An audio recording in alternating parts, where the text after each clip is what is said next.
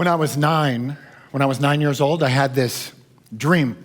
So I made a plan. And the dream and the plan was to be the best safety in the whole world. Safety is a position in football, for American football, for those of you who don't know. So I had this plan, I drew up this plan to be the best safety in the whole world, and I had 20 years to do it. I brought that plan with me today. I'm gonna show it to you. Some kids just reminded me the other day that this plan is now 46 years old. So I felt really good about that.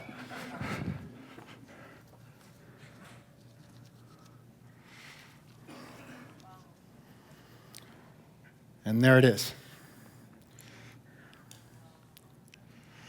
That is my little Declaration of Independence. I gotta show you guys this. Check this out. Oh, nice. It's a hell of a jump. Okay, that's me, right? Look at that hairdo. You guys see that? There I am, right? You gotta check these cleats out though. Look at those cleats. They're like 9 inches long. That's how I drew when I was 9. So that is the 20-year plan to become the best safety in the whole world. Now, if you wanted to be the best safety in the whole world, there's one thing you gotta do better than anyone else in the whole world. And that's this. You gotta do one thing better than everybody on this planet, and that is this.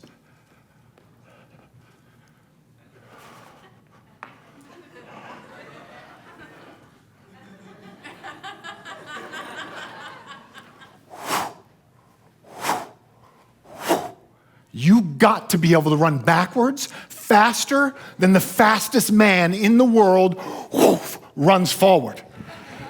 So for the next 10 years after drawing up that plan, all I did was run backwards.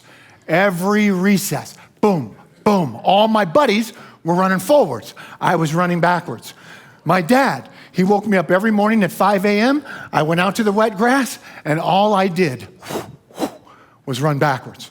10 years passes. 10 years passes. The dream is going along just like it should be. Now it's time for me to go to college.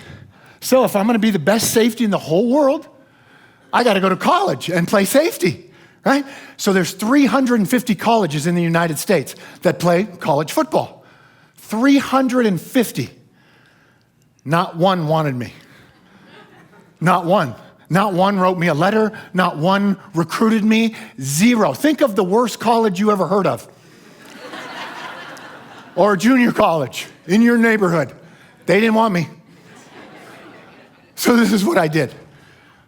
I invited myself to this small college near my hometown. It was called UC Davis. And at UC Davis, they don't give any scholarships. They basically play football there for fun. It's not even a real deal, right? So I go, that's perfect for me. I'm gonna invite myself to UC Davis. I'm gonna keep the dream alive by playing football for them because they don't give any scholarships or anything. Anybody could play there. So I go to UC Davis. And the first day at UC Davis, I get in this line. And the line is like this with 100 guys in this line. And I'm right in the middle of the line. And at the front of this line is a window that is cut out of the wall. On the other side of this window are 2 equipment managers named Sid and Beasley. And these are the 2 meanest dudes I ever met. They had tattoos way before it was cool to have tattoos. And they hated freshmen, especially if you weighed 145 pounds. So I'm in this line with 100 other guys, and by the time I get to the front, I say this to Sid and Beasley.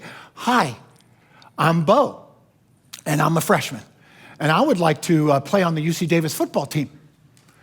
To my shock, Sid and Beasley gave me a practice uniform and a combination to a locker. So I went over to the locker and I opened it up. I hung up my civilian clothes. I put on this practice uniform and I ran out to practice. And I practiced for 2 hours with the UC Davis football team. And at the end of the 2 hours, all us 100 guys, all us players run into the locker room. And the locker room entrance is about right here.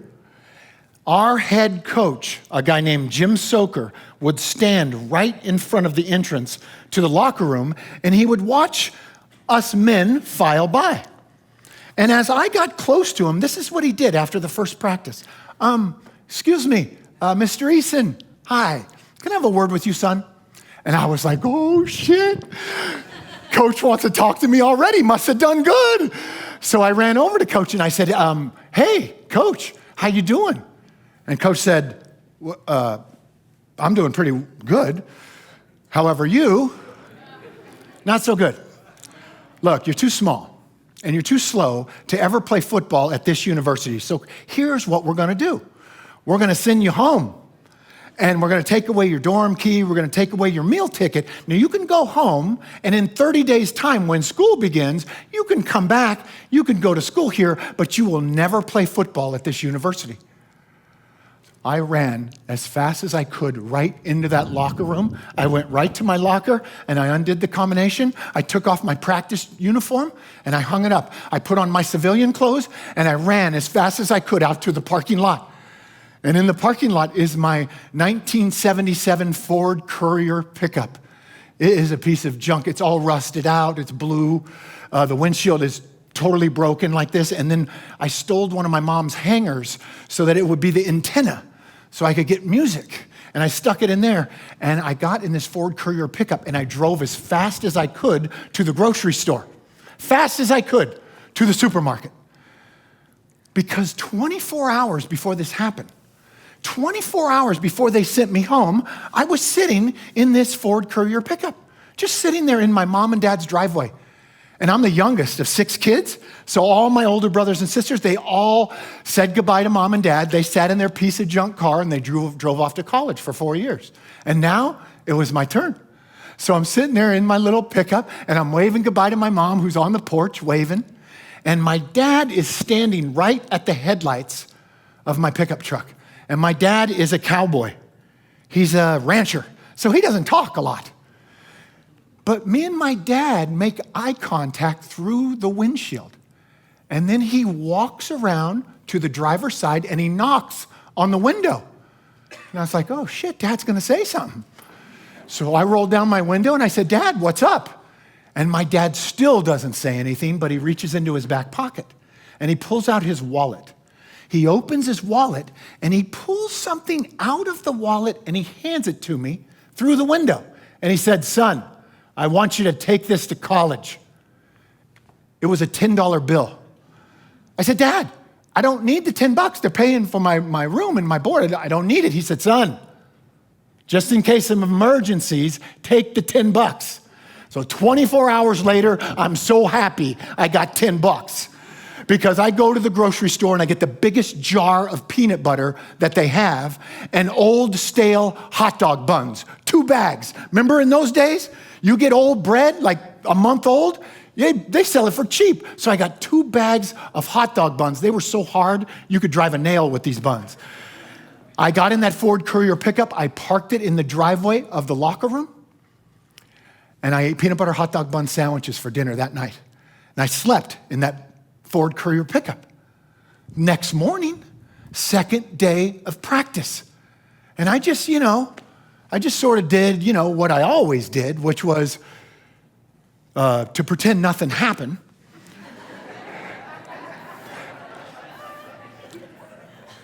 And I snuck into the locker room.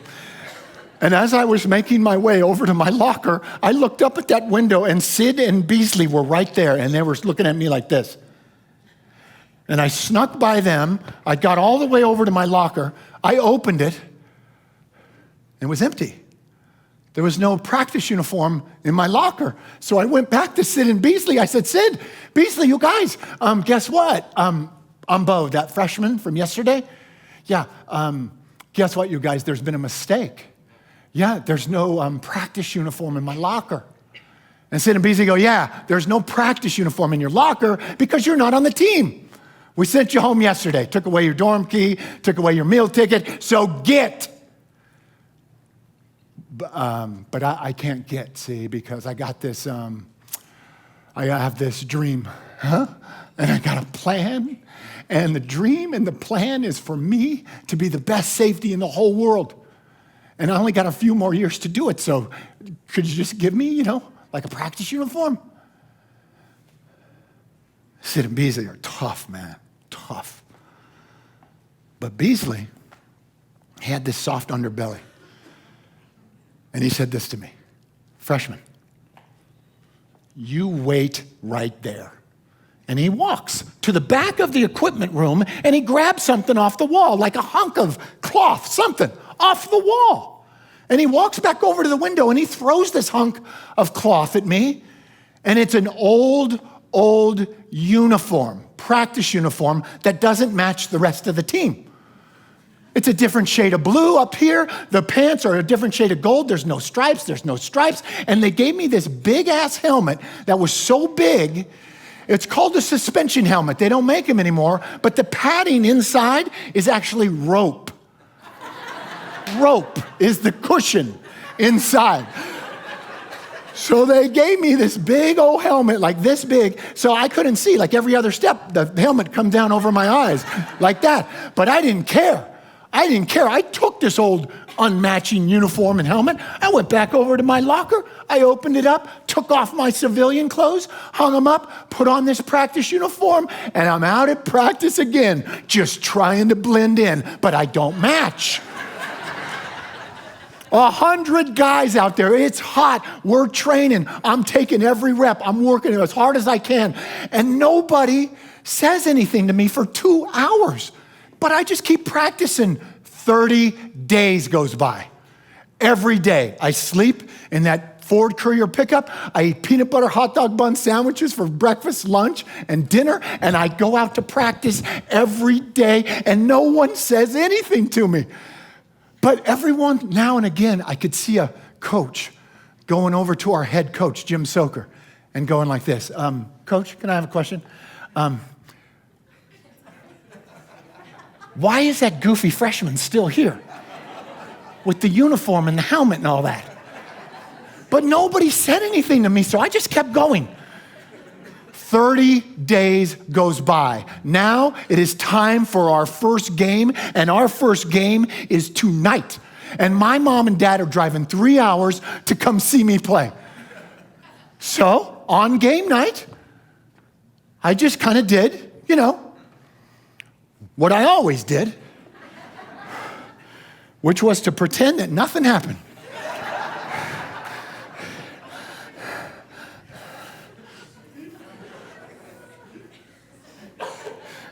And I sneaked my way past Sid and Beasley over to my locker, and I opened my locker, and it was empty. There was no game uniform in my locker.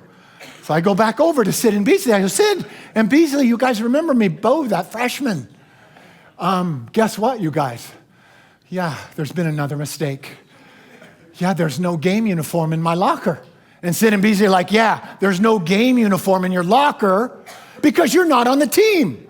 We let you practice. We thought that was cute. But this is a real game with real players. You're not one of them, so get. I said, no, you guys, what you forgot was I still have my dream. And I still have my plan to be the best safety in the whole world. And guess what, you guys? My mom and dad are driving 3 hours to come see me play. They're going to wonder where I've been for the last month. If you could just give me something, just something so I can go out, just something.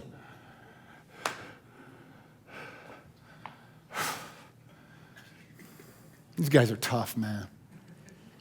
But Beasley, that soft underbelly, but he's pissed.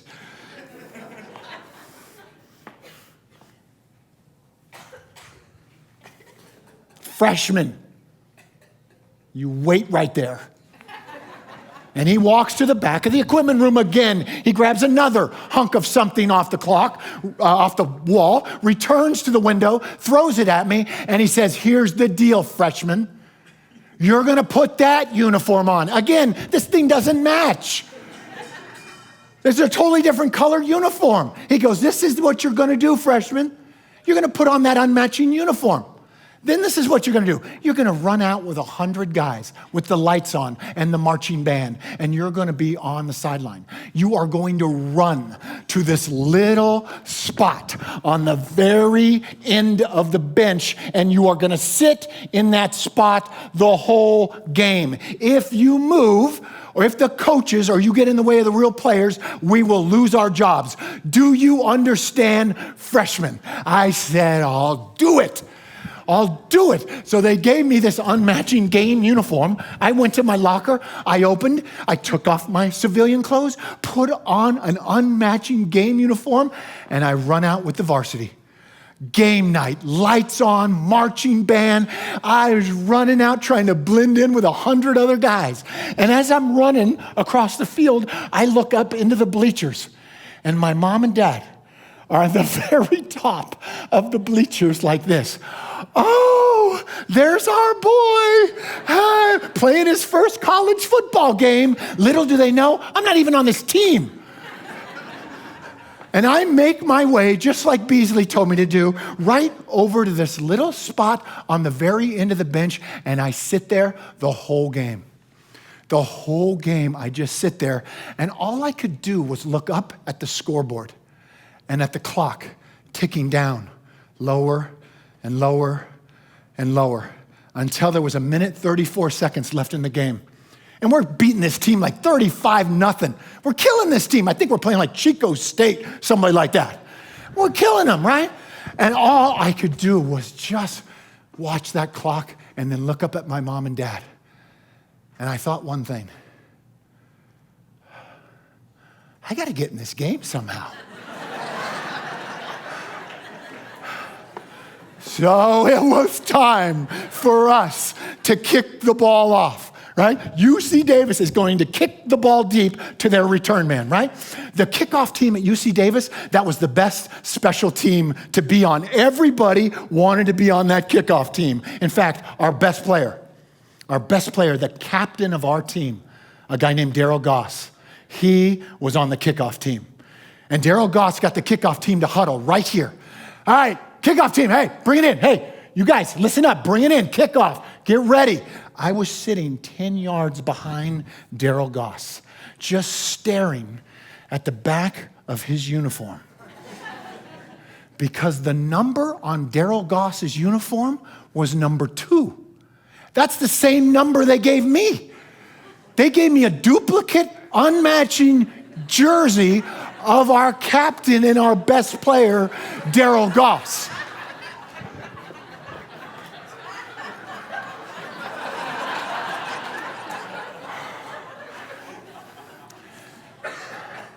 So I said, this is my chance.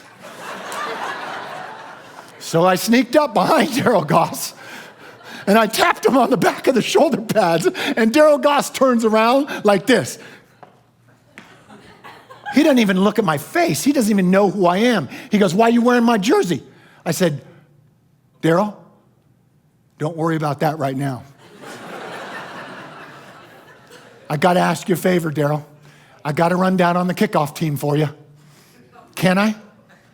Daryl Goss like, are you crazy, man? You can't run down on the kickoff team for me. The coaches will kill me. I said, no. They can't kill you, Daryl. You're our best player.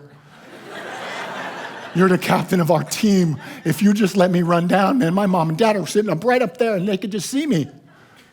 And Daryl Goss thought that was the funniest thing he ever heard. And he gathered all the senior boys and he goes, you guys, check this out. You guys got to check this guy out.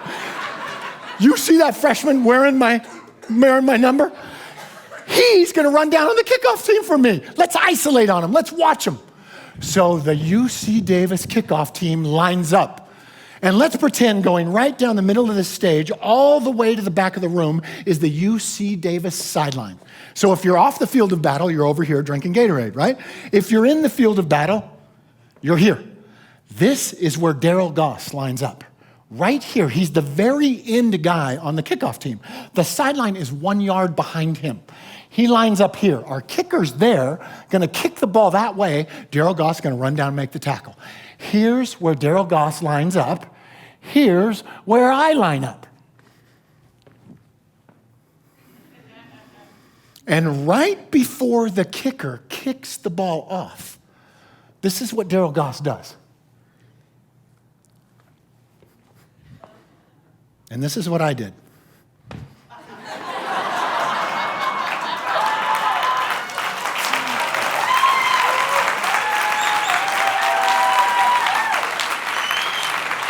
And now the number twos have traded places.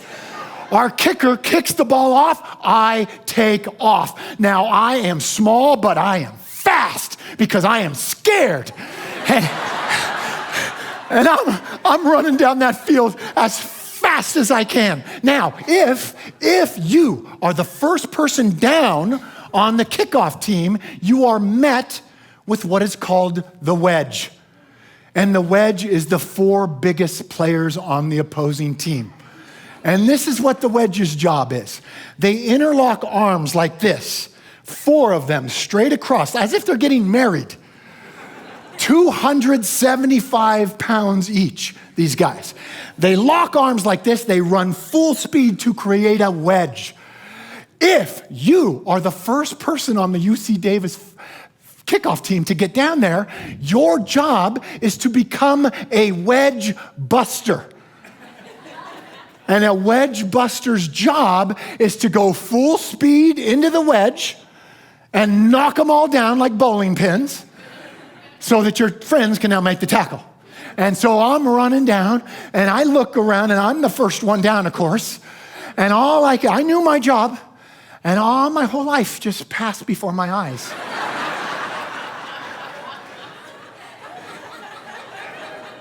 And it turned to slow motion. And as I was looking at this wedge, and I could only see him every other step because that helmet was coming down like this. All I could think about was, uh-oh, this is really gonna hurt.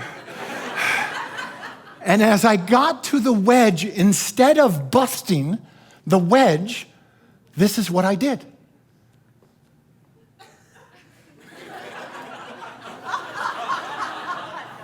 I closed my eyes and I went airborne over the wedge. And on my way back down to earth, bam! I hit the ball carrier right in the chest. Bam! He goes flat. The crowd stands up. Yeah!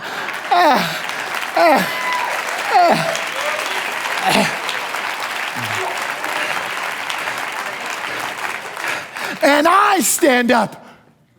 Yeah! And over the loudspeaker, I hear this.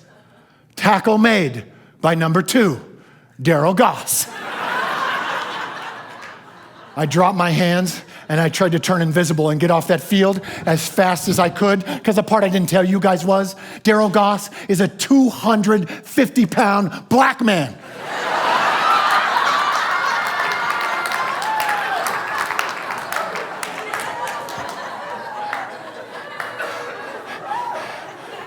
And as I was making my way back to the little spot where Beasley told me to sit, I looked back over my shoulder, and our head coach, Jim Soker, the guy who sent me home 30 days ago, was standing on the sideline like this.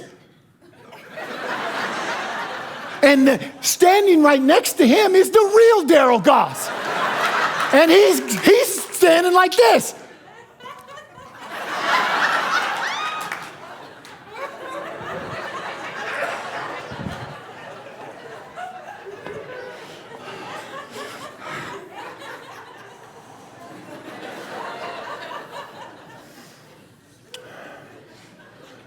So I watched the last minute, 20 seconds tick off the clock, and I heard the gun sound, and I ran as fast as I could into the locker room, straight to my locker. Nobody was in there. I went right to my locker. I opened it up. I took off this game uniform. I hung it up. I put on my civilian clothes. I didn't even shower. And then I ran right out to the parking lot, and I got in my Ford Courier pickup. And I had peanut butter hot dog bun sandwiches to celebrate. And that whole weekend, man, I was dying. I was thinking, this is it. I'm out of here. They're going to kick me out now. Sid and Beasley are probably going to get fired. Darryl Goss, he's not going to get to be the captain anymore. I'm out of here. Then Monday morning came around. Practice. So I just,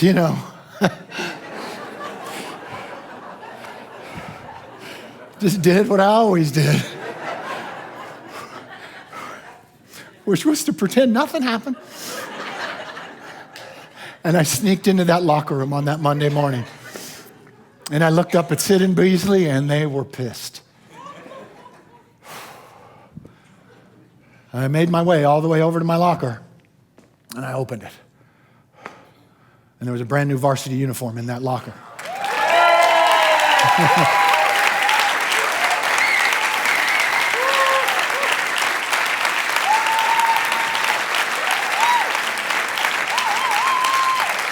And 4 years later, I was the first safety chosen in the 1984 NFL draft. Yeah. People always ask, they go, well, how could that be? How could you be the worst player in the history of America that 350 colleges do not want, and then 4 years later, be the best player in the world at a position? And I said, it can happen because what's invisible to you is this.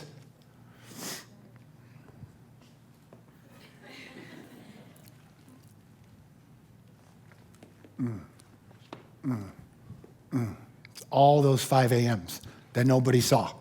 My body caught up to me my whole life. I've been obsessed. And if you talk to my wife, who's in the back, she would say the word that best describes me is haunted by this term called the best. I left football after 5 years. I had 7 knee surgeries while I played, and I just couldn't do it anymore. And the next thing I just thought, just like all of us football players who come out of the NFL, what we're good at is very violent stuff. When we're the best in the world at that one thing, like running 25, 26, 27 miles per hour, and then just throwing your head into other bodies. That's what we're great at. That's what I was the best in the world at. And after I got injured, I thought one thing. I thought, what am I going to do now?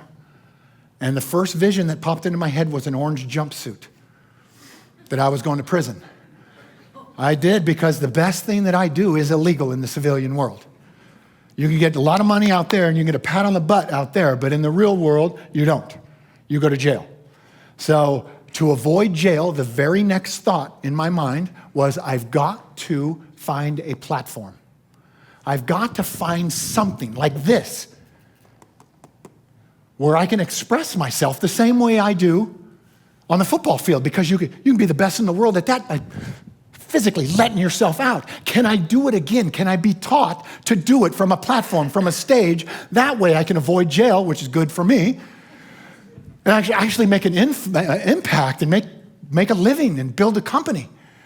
And that's what I did. I moved to New York City, and I went to everybody that I knew in New York City, and I started this plan when I was 9. Now I'm 29, right? And now I'm saying, I want to be the best stage performer of my time. And I went to every student in my class and I said, who is that? Who's the best stage performer of our time? And this was 1990. And all these kids said Al Pacino was the best. And I said, cool, where's he? And they said, he's Al Pacino. You can't talk to him. And I said, I'm going to talk to him, because if he's the best, that's where I'm going. Because he's the only one who can tell me how to be the best at this. And he did. I met with Al Pacino for 3 hours at his house. And he broke down my next 15 years. And I said to him, Al, I'd like to have your mantle. Everyone in my class tells me you're the best stage performer of your time. I'd like to be that of my time. And he's like, I can tell you what to do, but that's 15 years. And I said, that's good, because I work good in those kind of timelines.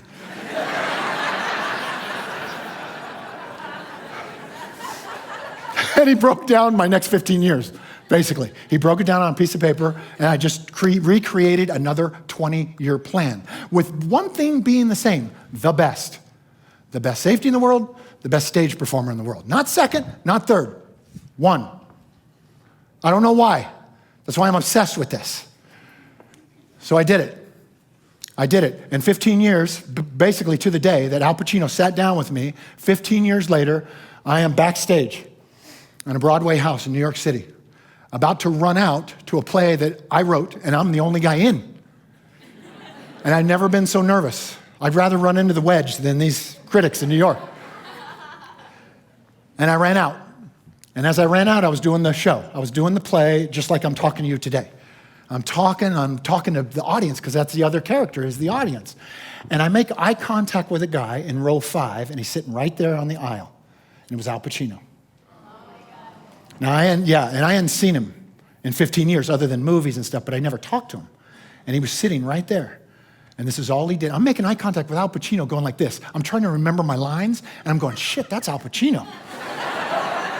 And then I'm thinking about like The Godfather, I'm running through all his movies. And I'm looking at him, he's looking at me, and he's got his arms crossed like this as he's watching me on stage like this. And he's got his lips pursed like this. And this is all he did.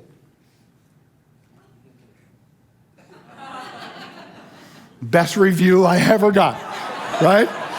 Best review. I just did everything that he told me to do.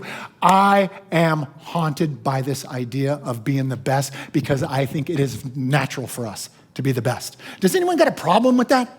Because sometimes I talk to audiences and somebody will go, well, no, I'm not supposed to be the best. And I will just argue it this way.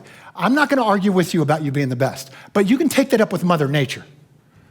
And Mother Nature, as far as I'm concerned, is undefeated. No one's beat her yet, okay? So I'm on her team. And she says, I'm the best. And she says, you're the best. And she says, you're the best. Because the first race you ever entered was on the day of your conception. And on that day, who remembers that day? You remember it? Some people do. Some people go, yeah, I remember that day. And then some people are like, I don't even want to think about that day. But let me just remind those of us who can't remember what happened on that day. 300 million sperm were delivered on that day. 300 million, you being one of them, okay? All of those 300 with 1 million years of design and instinct to do one thing, what? Get to that egg and fertilize the egg. Now, do you think that's a casual swim for them? Imagine that swim. It's not like, oh, I'm gonna do the backstroke. I hope I find an egg. Hope I get lucky. Oh, 300 million to 1 odds. I bet that was violent and dangerous, and we were swimming our asses off. And I know I was throwing elbows at my brothers and sisters, and I don't even know if sperm have elbows.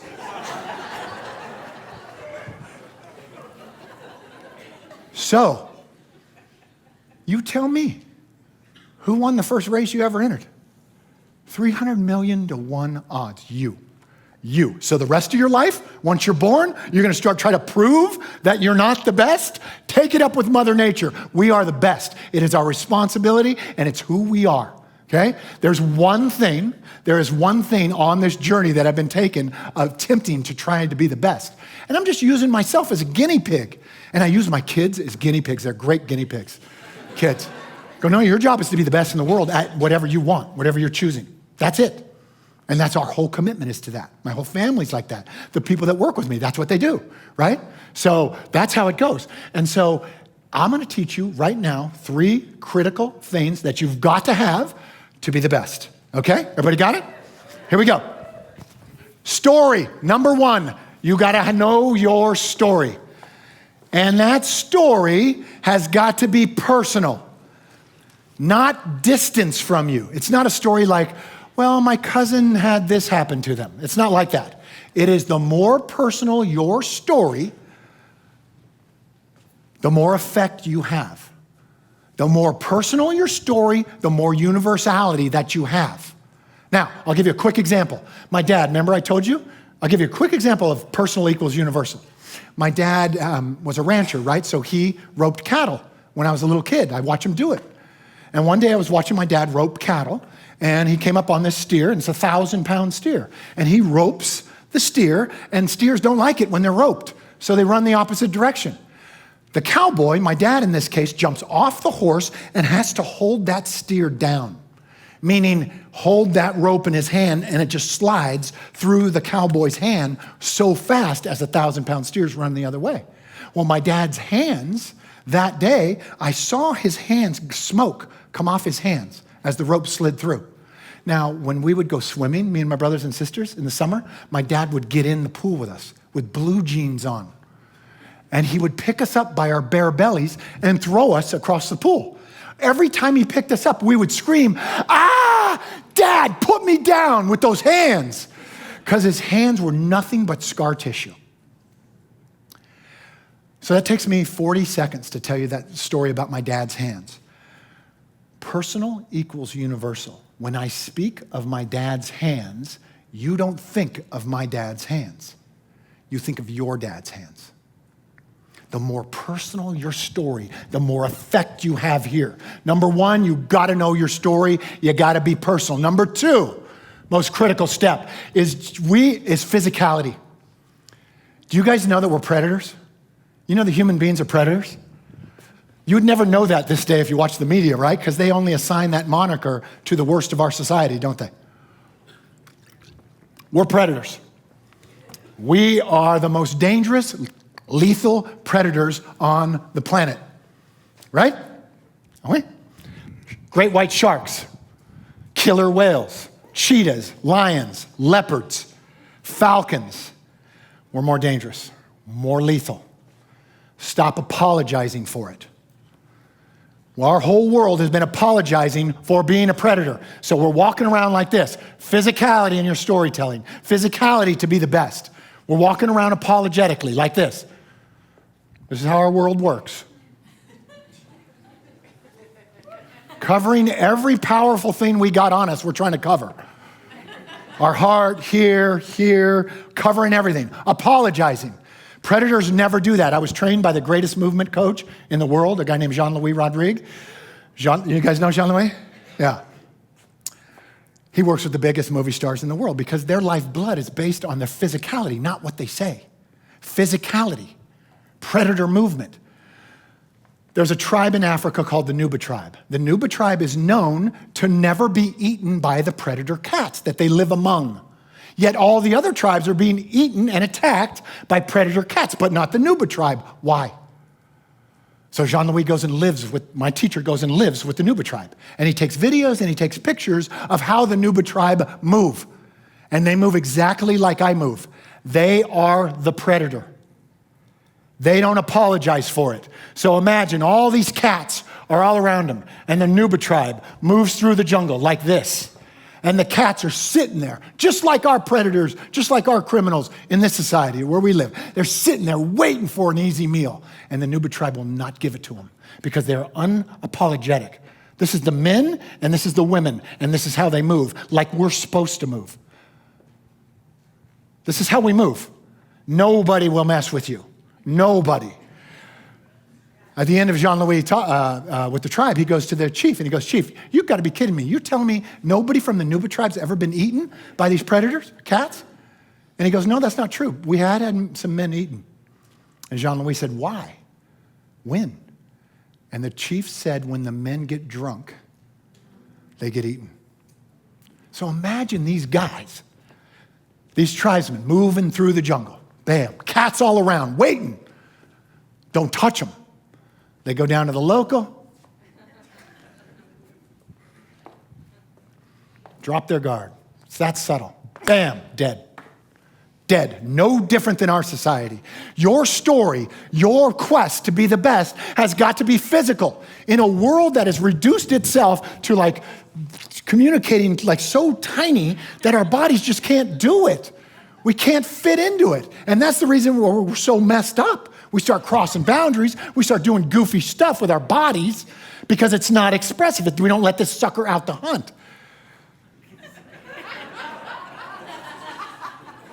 Never trust a speaker who's not sweating their ass off. Yeah. Which gets me to my next point. This is the thing. Number one, more personal, the more universal, the more impact you have. Number two, physicality. People believe 50% of what comes out of your mouth. 50%. So as I'm talking up here, you're going, oh, I believe that. Oh, I don't believe that. Oh, Bo, I believe that. Oh, Bo, I don't believe that. 50%, one way or the other. But you believe my body 100% of the time because the body can't lie. Body cannot lie. This is why politicians stand behind podiums. It is. That's why they're invented. Because that body is betraying the shit out of them back there. It is. That's just how it goes. Never standing behind a podium. Because people don't trust that. They see your body being hidden, they don't trust it. Your body is so believable. You trust it like this fast. Everybody understand this? We are predators. We are the smartest, we are the most lethal, and we're also the most noble. Don't apologize for it. It's who we are. Don't let the media convince you that, oh, predator's a bad guy, a bad thing. It is not. It's the most noble thing on the planet. And those guys, those media guys, and those clowns are going against Mother Nature. I'm going with her. Guess why? She's undefeated. I hate losing. I don't like losing, so I saddle up with the best, which is Mother Nature, and I go with her. And what does she tell me? For one, I'm the best. Number two, I am a predator, and I move and don't apologize for it. So that people, and this is the only promise that I make for the people that I work with. I make one promise, and that's it. You do what I say, or better yet, you just implement exactly what I do. You do what I do.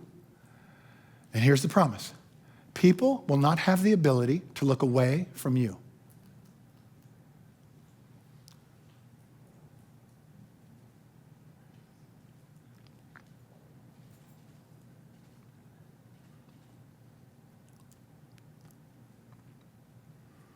And we can do this all day. I'm telling you, listen, think about this. What if I put a lion right there? A lioness. The one that hunts for the pride. What if I put her right there? What are you going to do as an audience? You tell me exactly what you do. I put a lion right here, and she just sits there. What do? You don't do anything. You don't breathe unless she breathes. You don't think about going potty.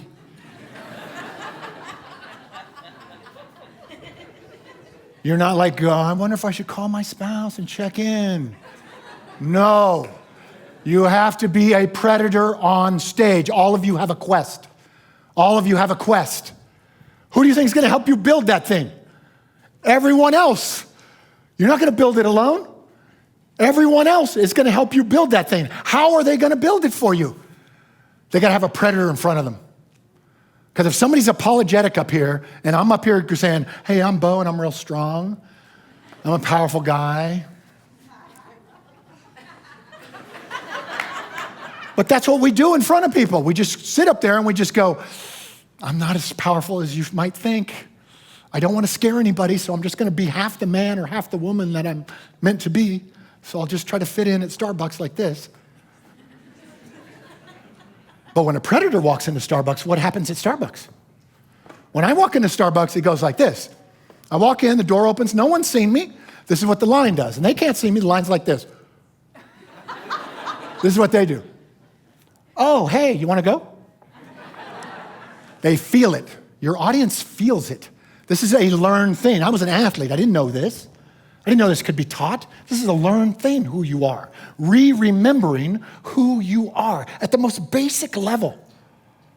You can't take your eyes off of it, no different than the lioness right here. Because there is danger in the room. But you don't feel scared, do you? Anybody feel scared? No. Why don't you feel scared?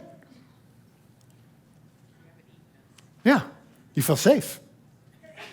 You feel safe. Predators provide safety. They're dangerous, just like our Navy SEALs, just like our firefighters. They're dangerous dudes, but they provide safety. You understand? That's what it's about. So the next time you see, and just think about your own life. Think about and I'll finish up here in just about 5 minutes. Think about the occupations right now that you can't look away from. You can't dismiss them. What are those occupations? Think about that for a second. What are they? What can you never take your eyes off of? Dancer at the highest level, Mikhail Baryshnikov. You cannot, I did my show at his theater, and this dude and I would get in the elevator to go up to my dressing room, and he would be going up to his dance studio in New York. And, I thought he was a big old dude, seeing him perform. He's like that big. Mikhail Baryshnikov, the greatest ballet dancer, changed the sport forever, changed the art form forever. He's this big, and he's much older than you think.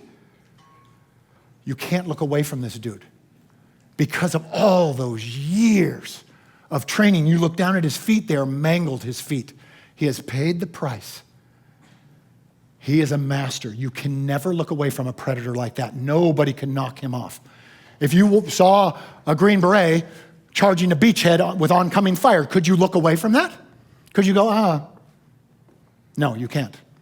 If you see a firefighter charging into a burning building, a building that you're running out of and they're running into, can you look away from them? Can you go, like you do everybody else? It's impossible to be dismissed if it's life and death. If it's life and death. To me on stage, it'd be life and death. For you to build your quest, that's life and death. Because what happens to you if that quest never happens? What happens to your family? It's life and death to somebody. Everybody understand? The urgency's got to be there, okay? We are predators. This is how we're made. It's so much easier to be this. It's so much easier to be the best than it is to be mediocre. Mediocre, you got to invent a whole kind of language and excuses and point people out. That's our world, man. They just sit over there and point people out. Well, he's lucky, she's good looking. Just be the best. It's easy. Just do it, and there's no competition either. But you got it? Number one, the more personal, the more universal. Number two, physicality, predatory instincts, muscularity to the story. When I tell a story, am I physical or am I just like this? I'm going to tell you a story about me going to UC Davis. How long could you listen to that for? You're polite, so you'd listen for a few minutes because you're polite people. I can't stand when I see that. I just want to commit Harry Carey or something. I want to get rid of myself because of them, because they're not pros. See?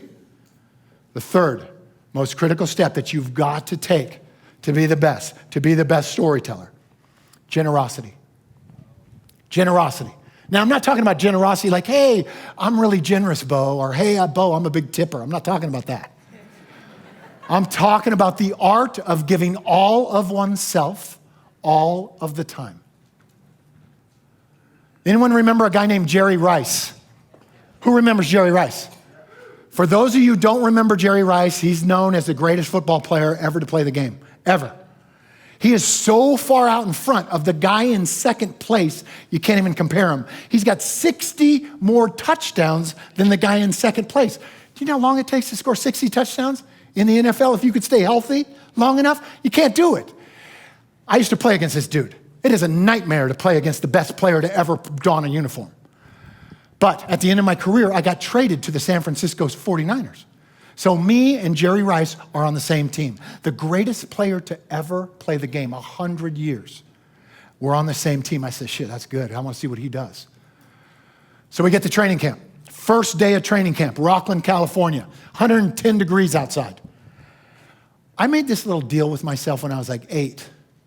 And the deal was this. Wherever practice I had for the rest of my life, whether it was a rehearsal or a tennis practice or football or basketball, whatever it was, I was going to be the first person on that court or on that field. And I was also going to be the last person to leave that field. That was just a contract. I didn't even tell anybody about it, but that was it. And that held true for 20 years. And then I got traded to San Francisco. And I walk out 2 hours before anybody's out there, and I look out at the green field, and I'm like, this is my new home. First one out, 20 years straight. And I look right over here, and guess who's standing right there? The greatest player in the history of a game. I'm like, how could that be? Why aren't the lesser players out here? Why is the best out here? Yet the rookies are sleeping. So Jerry and Rice and I stood out there for 2 hours getting ready. The rest of the team comes out, and this is a great team. Joe Montana, Roger Craig, Randy Cross, Ronnie Lott, a lot of Hall of Fame players. So they all come out, right? And we start warming up. And this is the warm-up. Joe Montana and Steve Young are our quarterbacks. Joe Montana gets right here. They snap the ball to Joe. This is warm-ups, mind you. And Joe's going to throw these nice little patterns to the wide receivers who are right over here. Jerry Rice is a wide receiver. The first wide receiver does this. Joe snaps the ball. First receiver does this. Comes off the line, half speed, all cool. Breaks off a little slant route. Joe throws the ball. The receiver catches the ball and stops. Walks the ball back to Joe Montana. Gives Joe the ball back in line. Second receiver comes up. This is what he does. All cool, all pro glide. Breaks off a little slant route. Joe throws the ball. Receiver catches the ball. Stops.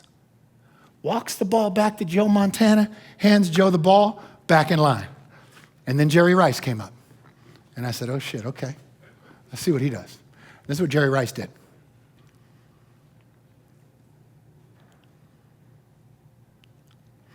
Boom! Full speed. Bam! Breaks off a slant. Bam! Catches the ball. Boom! Gone. 100 yards. Boom! Gone. All of us are like, where the hell's he going? All the way 100 yards, gets his body into the end zone, turns around, full speed, all the way back to Joe Montana, right back in line. Yeah, next guy comes up. Gonna run a little out route, right? Next receiver, this is what he does. All cool. Breaks off a little out route, catches the ball, stops. Walks the ball back to Joe Montana, gives Joe the ball, and then Jerry Rice came up again. And this is what he did.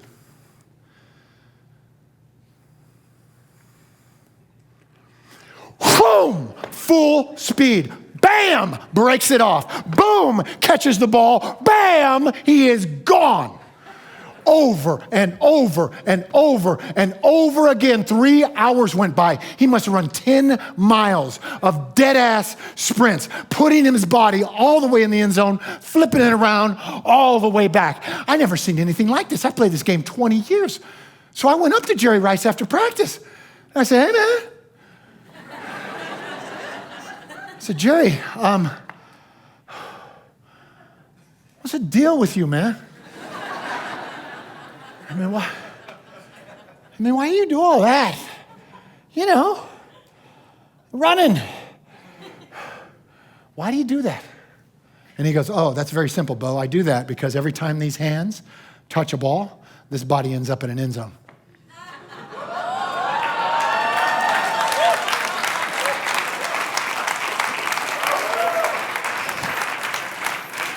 There are no accidents. That guy is so willing to give of himself that I said, look, generosity is a dial that you and me get to turn. Generosity is up to us. All those other receivers, they could have turned it up like he did, but they said no. And you know what's funny about that? I can't remember their names. I know my teammates, I can't remember their names. Jerry Rice lives inside my marriage. He lives inside the way I parent. What? What'd I say? What'd I say? Check this out. I got asked, I'll close with this. I got asked to marry these two young people, right? And beautiful young people in Santa Barbara. And they came in to me and go, Bo, will you be the preacher man in our wedding? I'm like, I'm not a preacher man. And they said, yeah, we think you are. And I said, okay. So I went on the internet, and apparently I am, because 8 minutes later, I was a preacher man. And so the first wedding that I ever officiated was this beautiful couple in this beautiful church in Santa Barbara. And I never used notes or PowerPoints or anything. But I wanted to be official, right? So I bought this book with leather bound, but there was nothing written in this book. But I wanted to pretend like I was reading something, deep. And so I get in front of the congregation. The first words out of my mouth of the first wedding that I ever officiated was this. When I think of marriage, the first person I think of is Jerry Rice. Every dude in the audience was like high-fiving each other. They're like, yeah, man, this is my kind of wedding. But that's this guy's a football player, right?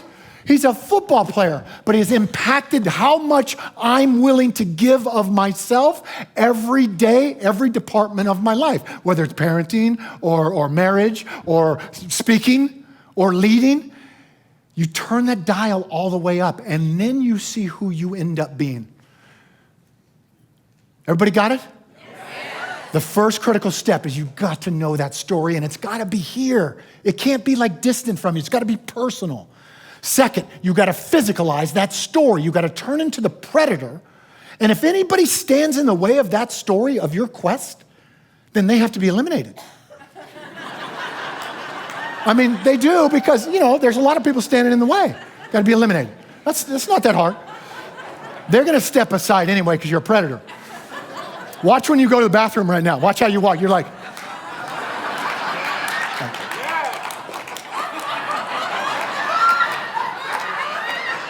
man, watch. You watch. You watch how you eat. We're going to eat lunch right now, right? Watch how you eat lunch. You won't even use the utensils. You're like, that's what I want you to be with your quest.